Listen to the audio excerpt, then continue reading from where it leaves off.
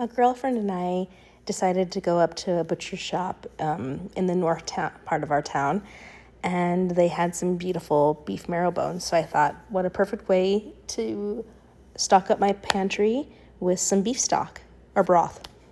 So here I am just seasoning the marrow bones. I couldn't get the soup bones just because it was a little bit out of my price range, but this will be sufficient for my family.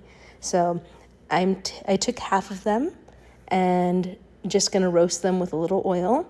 And this other half that you can see right now is rubbed with tomato paste. So it will have a little bit more of an umami flavor as it roasts. And it should be good. I'm making two different types of broth. Here they go into the oven. This is just the plain ones that I will actually be canning or pressure canning. So then I can have them be shelf stable. And then this other batch that I roasted with the tomato paste and onions, since it isn't approved for pressure canning, I wanted something with a little more depth. So I decided to freeze some of it, and then I also reduced it down to make a demi-glace.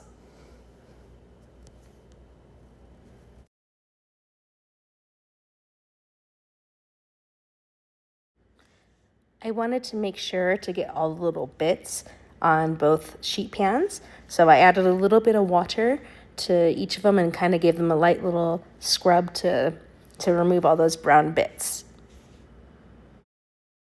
After a few hours of cooking in my Instapot and pressure cooker, I'm straining them. I always like to use a fine mesh strainer with cheesecloth so we can avoid any like bone fragments or any unpleasant pieces that we don't want in our broth.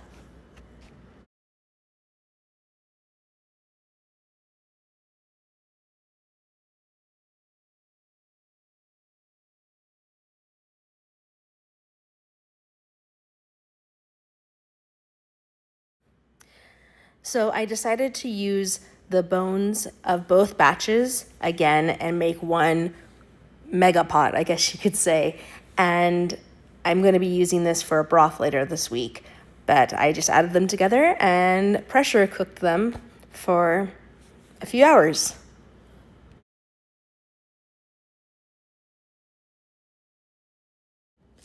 After straining the broth, you'll see that the actual broth and the fat, residual fat, separates.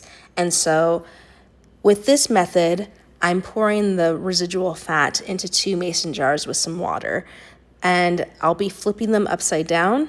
The lighter one solidified a little too quickly, but it's still going to be usable.